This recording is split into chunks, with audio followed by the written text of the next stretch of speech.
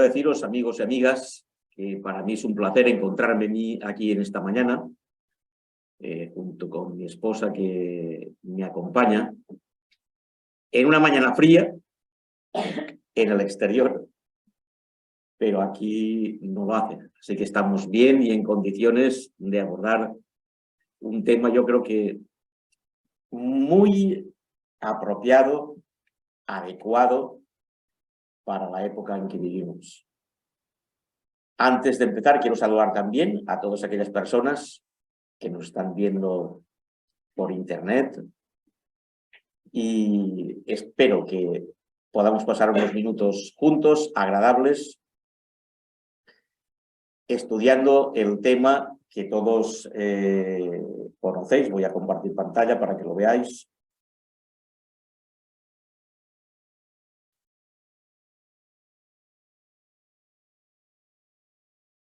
Y que lleva por título La promesa del rey.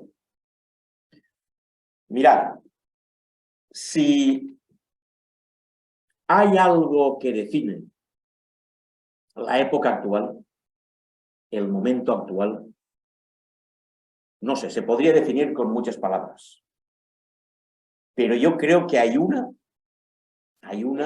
que lo define todo, y es incertidumbre. Incertidumbre. Porque no sabemos lo que va a pasar.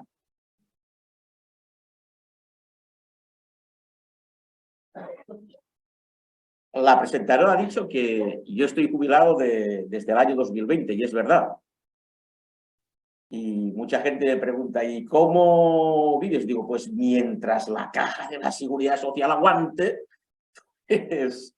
vamos tirando, pero no sabemos. En el mundo hay incertidumbre política, económica, medioambiental, de seguridad, todo lo que queréis, en que queráis pensar, hay incertidumbre. Y las personas necesitamos seguridad. Hubo un famoso psicólogo, Abraham Maslow, que presentó una pirámide de necesidades del hombre y la seguridad, la señal de seguridad, era algo básico. ¿Y dónde encuentra seguridad? En la economía, en la bolsa, en la política, en la seguridad social, en la medicina. Hay inseguridad y necesitamos seguridad. Y esa seguridad nos fue prometida. Por eso el título que hoy tenemos es La promesa del rey. Pero antes, permitidme que yo empalme un poco.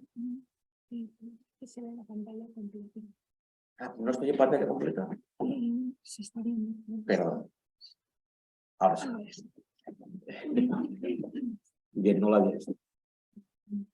Permitidme que retomemos un poco el tema de la semana pasada. Y veréis por qué, pero simplemente voy a dar unos trazos para empalmar con lo que yo quiero hacer hoy, que es la promesa del rey, no es otra cosa. La semana pasada se nos presentó el sueño del rey. Y bueno, pues está basado en un libro del profeta, en un capítulo del profeta Daniel, capítulo 2, donde él vio una estatua que no sabía interpretar, una estatua completa, gigantesca, de una persona aparentemente real por la cabeza. Había una cabeza de oro, el pecho y los brazos eran de plata, el vientre y los muslos de bronce, las piernas de hierro y los pies que eran en parte hierro y en parte barro cocido. Y finalmente como una piedra cortada no por mano humana, por lo tanto sin intervención humana, vino finalmente y la destruyó. Y bien, y eso el rey no lo entendió, Daniel tampoco al principio, y tuvo que pedir ayuda al Señor, y el Señor se la explicó y a su vez al rey. Entonces la cabeza era Babilonia, como ven aquí, los brazos representan al reino medo-persa, Grecia representaba el vientre y los muslos de bronce, y fueron diferentes imperios que se fueron cumpliendo a la perfección, tal como Daniel le había explicado al rey y antes de que sucediera. Bueno, Daniel le explicó que Nabucodonosor era la cabeza, precisamente la cabeza de oro todavía vivía, pero no había llegado el siguiente reino. Roma eran las piernas de hierro y finalmente los pies de barro y de hierro pues simbolizaban los imperios bárbaros, los estados europeos, todo eso que se empezó a formar desde el año 476, cuando cae el Imperio Romano, hasta nuestros días. Ese es el sueño que tuvo el rey. Ahora, ¿qué representa la piedra que golpeó los pies de la estatua? A ver, sí. Esta piedra que veis aquí, que golpeó los pies. Permitidme que lea un poco. Dice, sus pies, tal como Daniel se lo explicaba, eran en parte de hierro y en parte de barro cocido. Y estabas mirando hasta que él está contando cómo Nabucodonosor miraba el sueño. Dice, estabas mirando hasta que una piedra fue cortada no con mano de hombre, que hirió la imagen en sus pies de hierro y de barro cocido y los desmenuzó. Entonces fueron desmenuzados también el hierro y el barro cocido, el bronce, la plata y el oro fueron como el tamo de las eras del verano y se los llevó el viento sin que de ellos quedara rastro alguno. Mas la piedra que hirió a la imagen fue hecha un gran monte que llenó la tierra. Y lo que viste de los pies y los dedos, en parte de barro cocido de alfarero y en parte de hierro, será un reino dividido, mas habrá en él algo de la fuerza del hierro, así como viste hierro mezclado con barro cocido. Y por ser los dedos de los pies en parte de hierro y en parte de barro cocido, el reino será fuerte en parte y en parte ágil. Así como viste el hierro mezclado con barro, se mezclarán por medio de alianzas humanas, pero no se unirán el uno con el otro como el hierro no se mezcla con el barro. Y en los días de estos reyes, el Dios del cielo levantará un reino que no será jamás destruido, ni será dejado a otro pueblo. Desmenuzará y consumirá a todos estos reinos, pero él permanecerá para siempre. Y luego vuelve a recordar, de la manera que viste que del monte fue cortada una piedra, no con mano humana, la cual desmenuzó el hierro, el bronce, el barro, la plata y el oro, el gran Dios ha mostrado al rey lo que ha de acontecer en lo porvenir. El sueño es verdadero y fiel su interpretación. Así vio Daniel el futuro que Dios le había mostrado y así se lo explicó al rey. Y se cumplió al pie de la letra. Pero yo he querido partir y dice que instauraría un reino. Y la instauración de un reino supone que hay un rey para gobernar. ¿Quién es ese rey y qué prometió ese rey? Eso es lo que vamos a ver en el día de hoy. Bien, pues desde los días de Cristo, los intérpretes han identificado los imperios como Babilonia, Medo-Persia, Grecia, Roma, y tal como especificaba la profecía, ningún otro imperio universal sucedió a Roma. Ninguno. Durante los siglos IV y V de nuestra era, ese imperio romano se dividió en imperios, en diversos reinos menores, los cuales se convirtieron más tarde en las naciones de la Europa actual. y a través de los siglos poderosos gobernantes como Carlomagno en el siglo VIII, Carlos V en el siglo XVI, Napoleón en el siglo XIX, Guillermo II el Kaiser en finales del XIX, principios del XX, Hitler en propio siglo XX, procuraron establecer otro imperio mundial, pero fracasaron. Todos fracasaron, como la profecía había dicho, no se unirán el uno con el otro. Como el hierro no se mezcla con el barro. Y eso ha sido válido y es válido hasta el día de hoy. Ahora bien, ¿qué representa esa piedra que golpeó los pies de la estatua y que, como hemos dicho y hemos visto y leído en Daniel en 2 ocasiones, dice que no fue cortada por mano humana, es decir, no procede, no es de procedencia humana y por lo tanto es divina, sino que destruyó todo aquello y estableció su propio reino? Pues bien, esa piedra que después se convirtió en una montaña y en un reino que jamás perecerá, representa el reino de gloria. En la Biblia se nos habla de 2 reinos, el reino de gloria y el reino de gracia. Daniel 7:14, en una profecía paralela a esta de Daniel 2 que estamos viendo, dice: y le fue dado dominio, gloria y reino, para que todos los pueblos, naciones y lenguas le sirvieran. Su dominio es dominio eterno, que nunca pasará, y su reino uno, que no será destruido, como había dicho en el capítulo 2. Y en Apocalipsis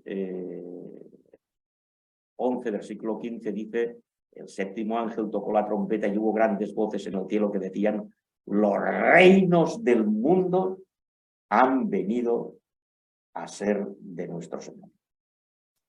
La piedra no cortada por mano representa el reino de gloria, con un rey de gloria que tiene que venir. Y cuando el Hijo del Hombre venga, dice Mateo 25:31, en su gloria, y todos los santos ángeles con él, entonces se sentará en su trono de gloria. ¿Quién se sienta en el trono si no es un rey? En el trono yo me puedo sentar, pero evidentemente para hacerme una foto. Yo no soy un rey, ni ninguno de vosotros. Solo se sienta un rey. Y ese rey es Jesús. Pero Jesucristo fue coronado 2 veces. Fue coronado como rey, como hemos visto, y lleva ese título, pero también los soldados romanos le pusieron una corona de espinas, una corona vegetal. La corona vegetal se ponía a los vencedores en certámenes atléticos, la corona de laurel famosa, en certámenes artísticos, musicales. A Cristo se la pusieron, es verdad, los soldados romanos en señal de mofa, de burla, pero esa corona tiene mucho valor, porque representa también el triunfo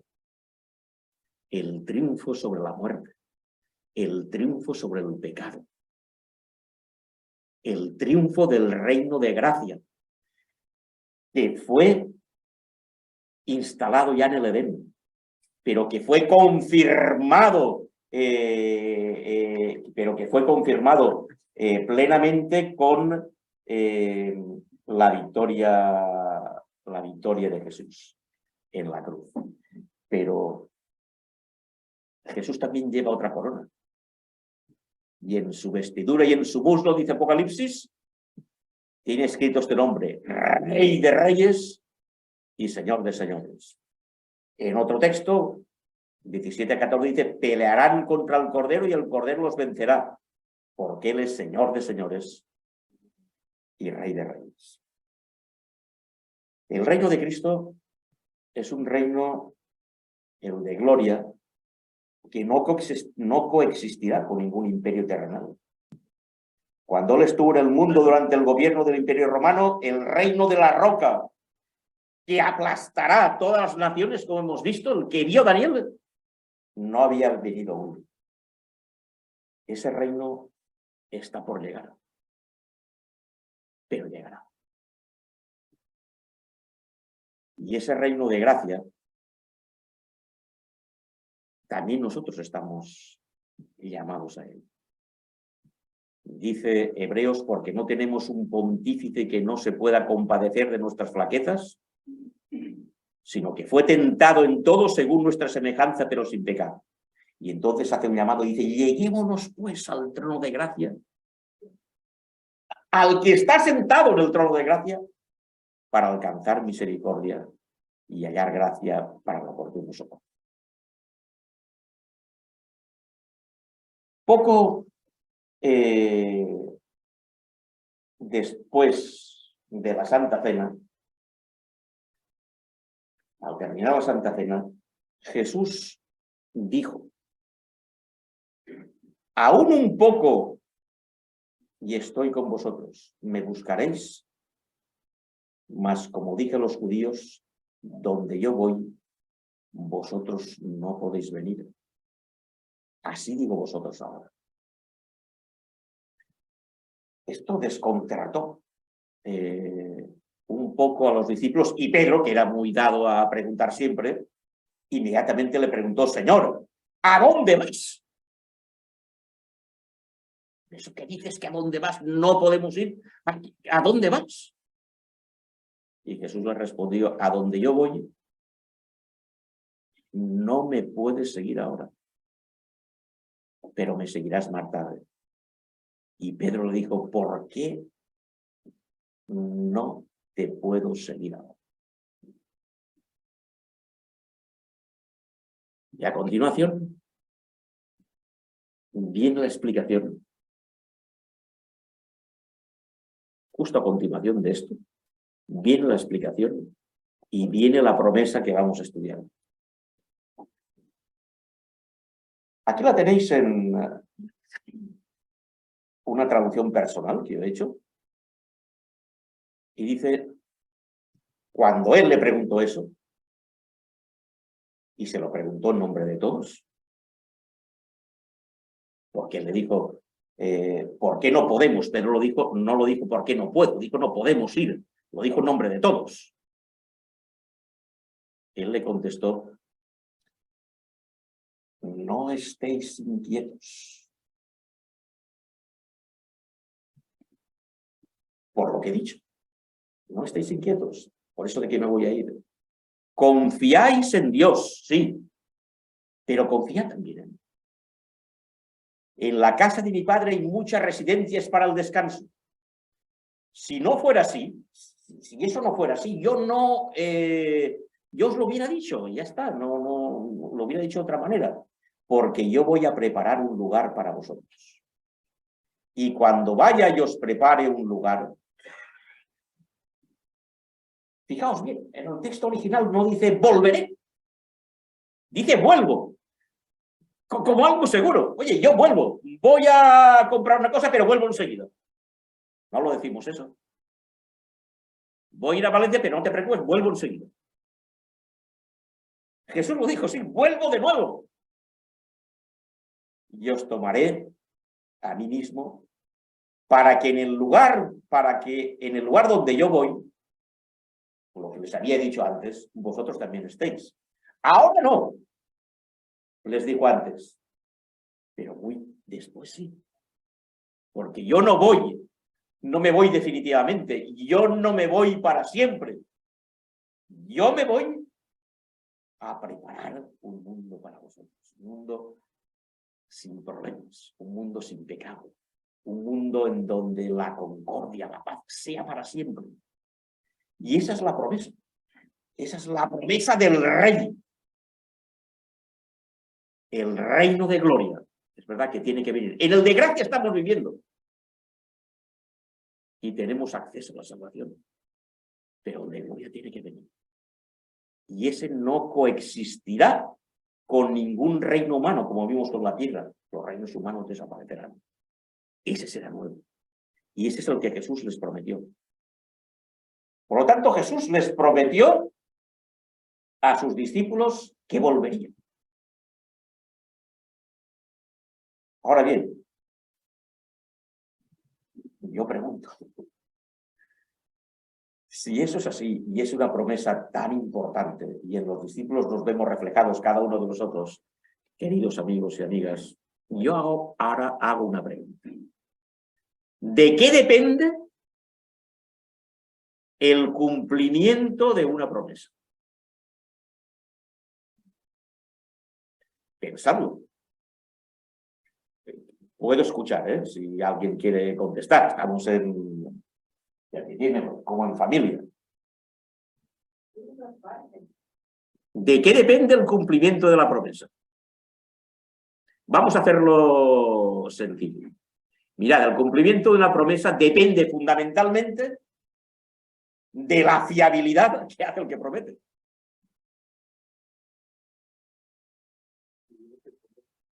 Entonces, es así. Y a veces he tenido que arreglar el coche y he ido, me lo han arreglado y el jefe del taller o el del taller me ha dicho, oye, de esta reparación, y yo respondo. Y efectivamente, pues había alguna cosita, no te preocupes, yo respondo, y hasta que no lo dejo en perfectas condiciones, y por supuesto no me cobró, pues no me entregó el coche. Pero esa palabra yo respondo, ese hombre para mí tiene fiabilidad. Porque vas a otros y dicen, ay, mira, es que posiblemente ese ron de aquí salió bien, pero ya sabes. No. Yo respondo y no te cobro nada. Hace poco vino a la casa donde vivimos a arreglar la comunidad donde yo vivo, un cuadro eléctrico a alguien, era bastante complicado, estuvo haciendo ahí pruebas, pero había una cosa que no daba con él. Y finalmente no dio con ella. Y estuvo 3 horas. Y algunas cosas las dejó bien, pero esa cosa no la dejó bien. Y dije, mira, no puedo con esto, hay una cosa. Y yo le dije, ¿qué le debo? Dije, usted a mí no me debe nada. Porque yo cuando hago un trabajo, si no lo hago a la perfección, yo no cobro absolutamente nada. Digo, pero es que están 3 años aquí, 3 horas aquí. Nada. No son personas de fiar, honradas. ¿De qué depende? Mirad, esto fue muy famoso. Hubo un líder político, que fue presidente del gobierno, entonces del partido Unión de Centro Democrático, que poco antes de las elecciones de 1977, él hizo un discurso en el que dijo durante varias veces, puedo prometer y prometo. Esto después se interpretó mal, porque él lo que dijo fueron cosas genéricas que la mayor parte de ellas sí se cumplieron. Y escribió un libro, esta persona que veis ahí, Fernando Onega López, él escribió un libro que se hicieron varias ediciones. Escribió un libro sobre esto. Fernando Onega, era conocido de él y escribió un libro y eran cosas como, por ejemplo, puedo prometer y prometo un marco legal para institucionalizar cada región según sus propias características, es decir, el Estado de las autonomías, y se cumplió. Y cosas genéricas que la mayor parte casi se cumplió, pero aquello se tomó un poco a la guasa y para decir que, bueno, lo que dicen los políticos es poco de fiar, porque no lo cumplen. Aunque en este caso sí que se cumplieron la mayor parte de ellas. Pero aquella frase duró muchos años diciendo, bueno, puedo prometer y prometo, pero nunca nunca cumplen, ¿no? Entonces hay muchas personas que dicen, que prometen, que tal, y ya sabemos cómo pasa la cosa. En este caso no fue así, ya digo, porque muchas de las cosas que dijo que eran genéricas sí se cumplieron.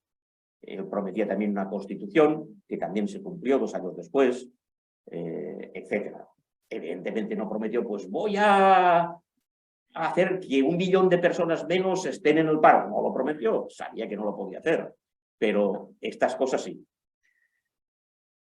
Mirad, en la Segunda Guerra Mundial,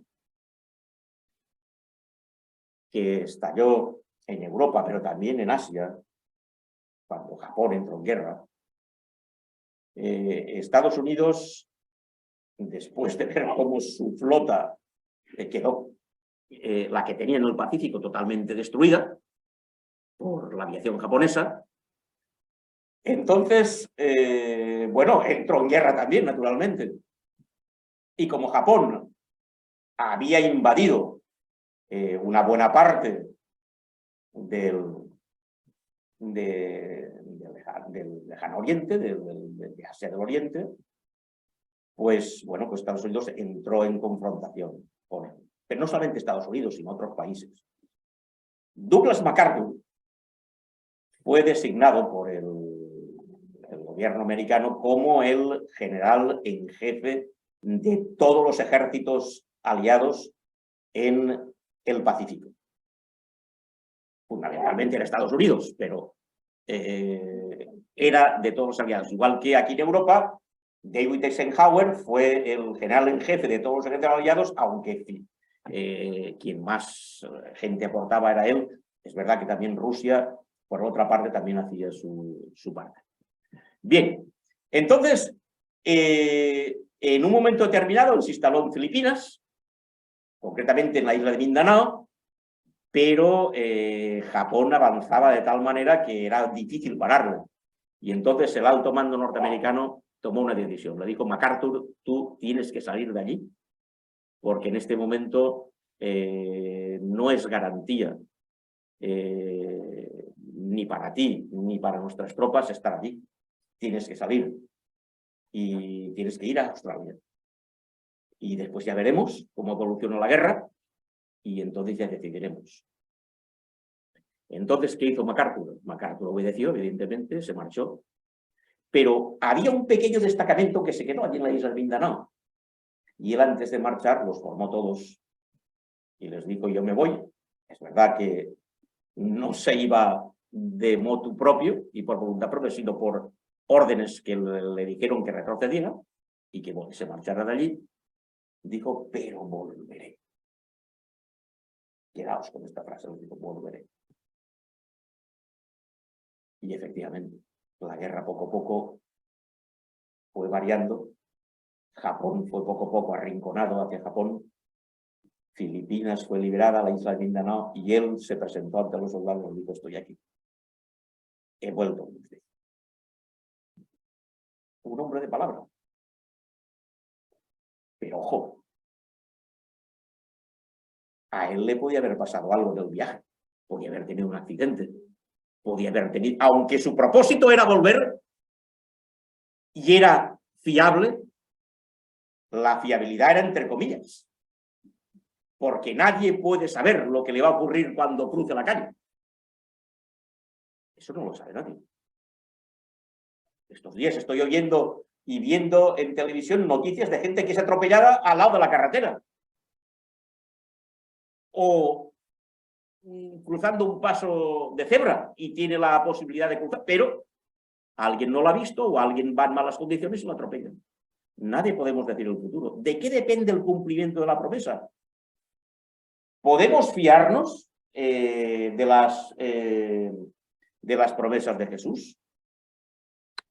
¿Podemos fiarnos de esa promesa del rey que dice que volverá?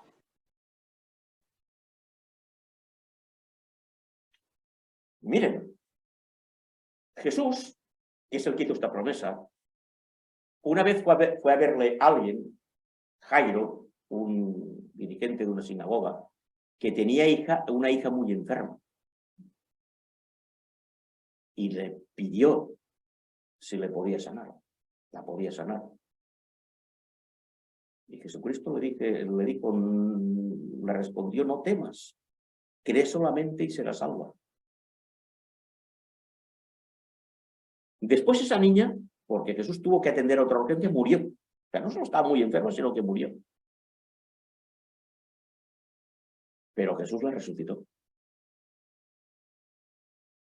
Lo que le dijo, lo cumplió.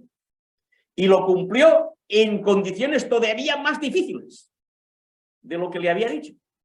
Porque cuando le dijo que ayudara a su hija todavía vivía. Es verdad que estaba muy enferma. Y hay quien dice que mientras hay vida hay esperanza, ¿verdad? Han escuchado esto. Pero es que cuando Jesús fue a ver a esa niña, ya no había vida.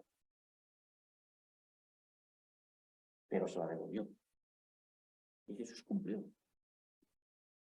Jesús dijo en varias ocasiones que sería muerto, que estaría en la tumba, pero que resucitaría.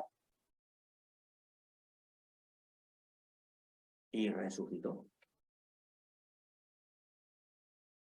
Cumplió lo que dijo. Jesús dijo que se marcharía, igual que les dijo a los discípulos, pero que vendría sobre ellos el Espíritu Santo. Y vino el día de Pentecostés. Y se cumplió lo que dijo.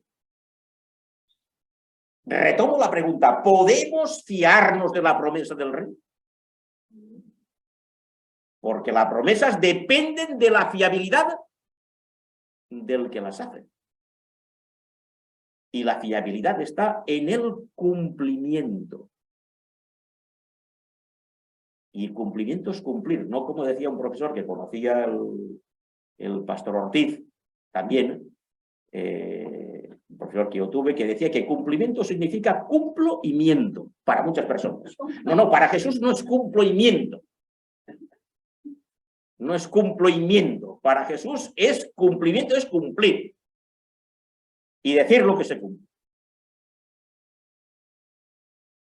Jesús dijo que Jerusalén sería destruida por el ejército, y Jerusalén fue destruida, y vaya si fue destruida por el ejército romano, en el año 70, por el general Tito. Pero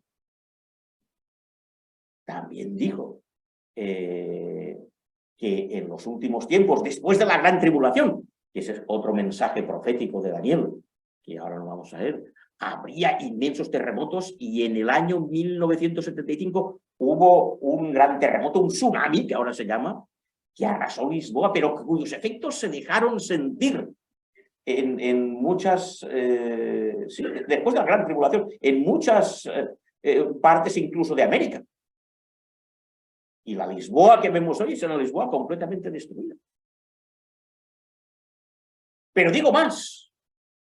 Después de esa gran tribulación, dice, después de aquellos días, dijo Jesús en un famoso discurso, el sol se oscurecerá y la luna no dará su resplandor y las estrellas caerán del cielo y las potencias de los cielos serán conmovidas.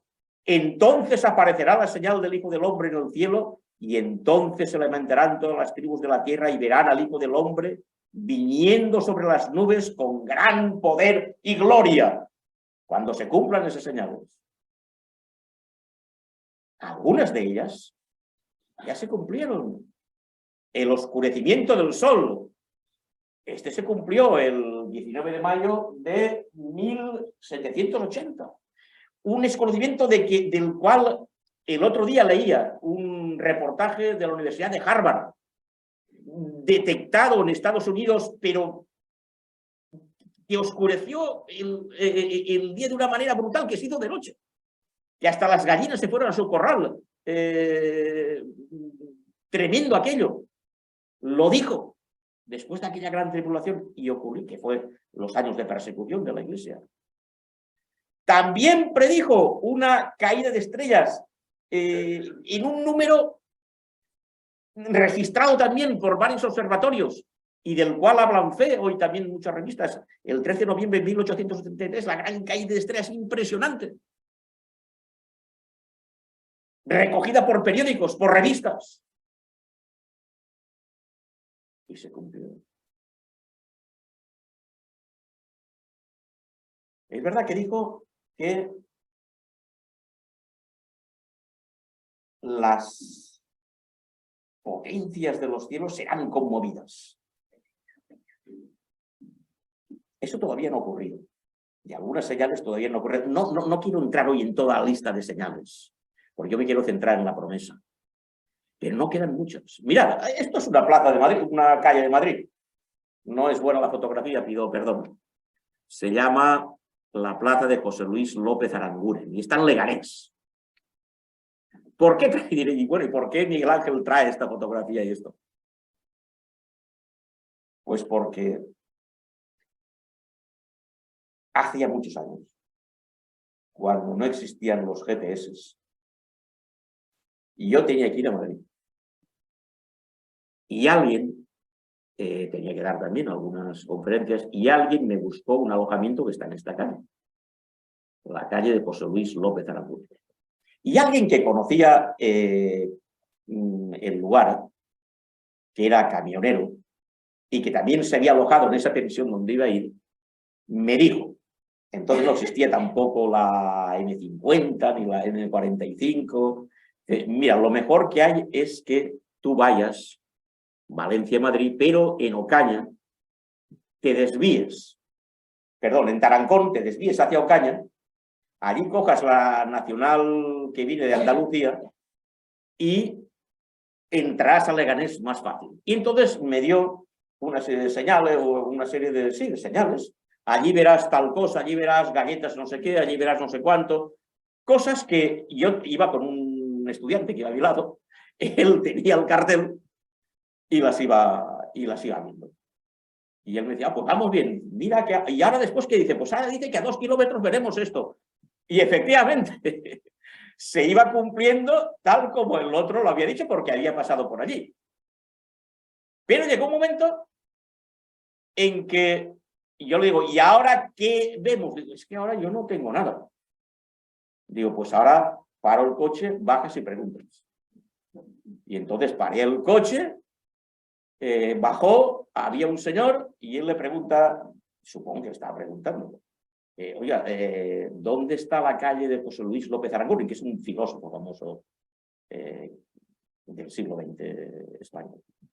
Y yo vi que aquel hombre se quedó mirándolo así, miraba para arriba y para abajo, mirándolo al que le preguntó y le dijo, ¿está usted en la calle José Luis López Aranguren? Por eso no había más indicaciones en el papel, porque había llegado al destino. Y las indicaciones eran correctas. Y Jesús, queridos amigos y amigas, hizo esas indicaciones, o dio esas indicaciones que yo he dicho, y alguna más. Pero alguna más son muy poquitas más. Lo cual quiere decir que el papel se está acabando. Y que el cumplimiento de su promesa está muy cercano. Porque la promesa no solo la hizo él, también fue ratificada por seres celestiales.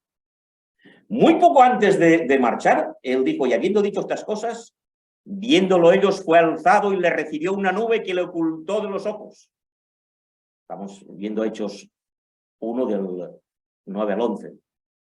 Y estando ellos con los ojos puestos en el cielo, entre tanto que él se iba, he aquí pusieron junto a ellos 2 varones con vestiduras blancas, los cuales también, es decir, 2 ángeles, los cuales también dijeron, varones galileos, ¿por qué estáis mirando al cielo? Este mismo Jesús que ha sido tomado de vosotros al cielo, así vendrá, como lo habéis visto ir al cielo. La promesa no solo la hizo Jesús. Y es digno de fiar, porque hemos visto que todo lo que dijo se ha ido cumpliendo. Mientras él vivía, de las promesas mientras él estaba vivo. Como la hija de Jairo, o por ejemplo la higuera aquella famosa que Jesús maldijo, que no lo he puesto aquí. Algunas muy pocos después de su muerte, otras muchos años después. Pero todo se ha ido cumpliendo. Y la promesa es que Él va a volver. Y volver, también esa fue la esperanza que animó a los discípulos, a los apóstoles. En segunda de Pedro 3:13 dice que habrá acontecimientos, dice, según, y ya al final de los tiempos, según las promesas de Dios. Se está refiriendo a las promesas de Jesús. De ahí esperamos cielos nuevos y tierra nueva en los cuales mora la justicia. Y Pablo decía que estamos esperando aquella esperanza bienaventurada. ¿Cuál? La manifestación gloriosa, el reino de gloria, ¿verdad? Del gran Dios y Salvador, nuestro Jesús, el Cristo. Los apóstoles vivieron confiados y creyendo, como veis, en esta promesa. ¿Y cuál es el propósito de esa promesa, que es que Jesús vuelva otra vez? El propósito, ¿por qué es un propósito? Eso tiene un propósito. El gran plan de la redención hallará de la salvación, hallará su culminación en la segunda venida. Porque fijaos una cosa, si Cristo no cumpliera la promesa, o si la promesa de Cristo no se cumpliera y Él no viniera a la tierra, su encarnación, que ahora vamos a celebrar en Navidad, ¿verdad? Yo desde la semana pasada tengo costumbre de el último fin de semana de noviembre, pues montar un Belén, un árbol de, en fin, cosas que yo hago. Pero bueno, la Navidad, la encarnación es la Navidad. ¿Fue importante la encarnación, la venida de Cristo a la tierra, la primera venida? Pues no serviría de nada si no volviera. ¿Su muerte fue importante para salvarnos? Pues sin su segunda venida no serviría de nada. ¿Para qué? ¿Su resurrección fue importante? Claro que sí, pero no serviría de nada. ¿Para qué me sirve la resurrección de Cristo si no va a volver otra vez? No tendría ningún efecto en nuestra salvación. La promesa de Jesús de que volvería y que se va a materializar instaurando su reino de gloria es la clave, es el propósito. Y además, esa promesa no tardará mucho. Antes os decía lo de Leganés, pero tiene un propósito.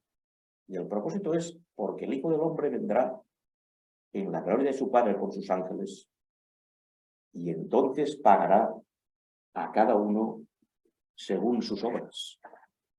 Y he aquí yo vengo pronto, y mi galardón conmigo para recompensar, dice Apocalipsis, a cada uno según su obra. Pero yo añado, va a haber un juicio, efectivamente.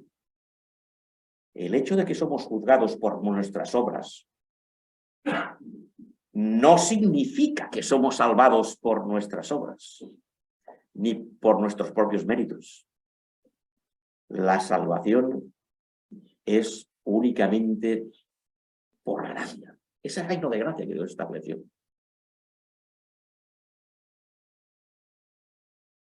Y dicen más a cuantos lo recibieron, a los que creen en su nombre les dio el derecho de ser hijo de Dios. Y en Marcos 16:16 dice, el que crea y será bautizado será salvo, mas el que no crea será condenado. Es creer en el poder redentor de Dios, creer en el poder perdonador de los pecados de Dios. Pero también la venida traerá cosas importantes, de las cuales seguramente el pastor Constantino Ortiz os hablará la semana que viene. Y una de ellas es la resurrección de nuestros seres queridos. Tampoco queremos, hermanos, que ignoréis acerca de los que duermen, para que no os entristezcáis, como los otros que no tienen esperanza, porque si creemos que Jesús murió y resucitó, así también Dios traerá con Jesús a los que durmieron con él. Por lo cual os decimos esto en palabra del Señor, que nosotros que vivimos, que habremos quedado hasta la venida del Señor, no precederemos a los que durmieron, porque el Señor mismo, con voz de mando, con voz de arcángel, con trompeta de Dios, descenderá del cielo y los muertos en Cristo resucitarán primero. Luego, los que vivimos, los que hayamos quedado, seremos arrebatados juntamente con ellos en las nubes de los cielos para recibir al Señor en el aire, y así estaremos para siempre con el Señor. Eso forma parte de la promesa. Yo voy a preparar un lugar para vosotros. Y el cumplimiento de la promesa traerá también la resurrección de los justos. ¿Cuál es el otro propósito? ¿Qué ocurrirá con todos los redimidos y vivos resucitados cuando regrese Jesús? Lo dice también, él lo dijo. Entonces se mostrará la señal del Hijo del Hombre en el cielo, y entonces lamentarán todas las tribus de la tierra y verán al Hijo del Hombre que vendrá sobre las nubes del cielo con grande poder y gloria, el reino de gloria, y enviará a sus ángeles con gran voz de trompeta y se juntarán sus escogidos de los cuatro vientos de un cabo al otro. Dios también vendrá para unirnos, para reunirnos. Hay mucha separación. Pero cuando la piedra rompa definitivamente los reinos de la tierra y el reino de gloria se instale definitivamente, todos seremos reunidos en el nombre de Jesús. Eso va a suceder pronto. Os lo decía en aquello de Leganés. Os leo algunos textos. Yo vengo pronto. Bienaventurado el que guarda las palabras de la profecía de este libro. 22:10. No selles la palabra de la profecía de este libro, porque el tiempo está cerca. Yo vengo pronto, 22:12, y mi galardón conmigo, para recompensar a cada uno según su obra, pero sobre todo por la gracia de Dios. Y el que da testimonio de estas cosas, Apocalipsis 22:20, dice ciertamente, vengo en breve. Y Juan contestó, amén, ven, Señor Jesús. Si Cristo cumple su palabra, si el Rey cumple su promesa, no tenemos que dudar. En el mundo, lo decía al principio, hay incertidumbre. Hay poca fiabilidad en las cosas del mundo. Pero hay fiabilidad en Dios. Y a Él tenemos que acudir. En la Epístola a los Hebreos dice, entonces, hermanos, puesto que tenemos confianza para entrar en el lugar santísimo por la sangre de Jesús, porque Jesús está oficiando allí por nosotros, por un camino nuevo y vivo que inauguró para nosotros por medio del velo, es decir, su carne. Y puesto que tenemos un gran sumo sacerdote sobre la casa de Dios, arranquémonos con corazón sincero, en plena certidumbre de fe, teniendo nuestro corazón purificado de mala conciencia y nuestro cuerpo lavado con agua pura. Y ahora dice, y con ello termino, mantengamos firme la profesión de nuestra esperanza. ¿Pero por qué? Esto no es una frase más. Dice, porque fiel es el que prometió. El rey cumplió sus promesas, y el rey cumplirá sus promesas. A nosotros nos toca estar atentos, estar preparados. Yo, querido amigo y amiga que me escuchas en esta mañana, yo quiero invitarte a prepararte en tu vida personal, en tu vida de cada día, a prepararte para ese encuentro con Jesús, para el cumplimiento de esa promesa. Él lo ha hecho todo por ti, lo ha hecho todo por mí. Pero yo tengo que adecuar mi vida para estar en armonía con su voluntad. Y este es el momento, no es mañana. Hemos leído que es pronto, yo vengo pronto. Cristo va a cumplir su promesa y va a venir. Y va a instaurar su reino de gloria. Es el momento hoy, ahora, de prepararse. Yo te invito a que de corazón tú le digas, Señor, yo quiero gozar de esa promesa que tú has prometido. Porque es fiel, porque es verdadera, porque tú eres fiel. Y quiero formar parte del grupo de redimidos. Ayúdame, Señor, en mi vida a adecuar mis cosas, mis pensamientos, y a orientarlos hacia esa gran venida, hacia ese cumplimiento de la promesa que tú has prometido. Fiel es el que prometió. Ojalá que esa promesa pueda ser una realidad en tu vida y en la mía.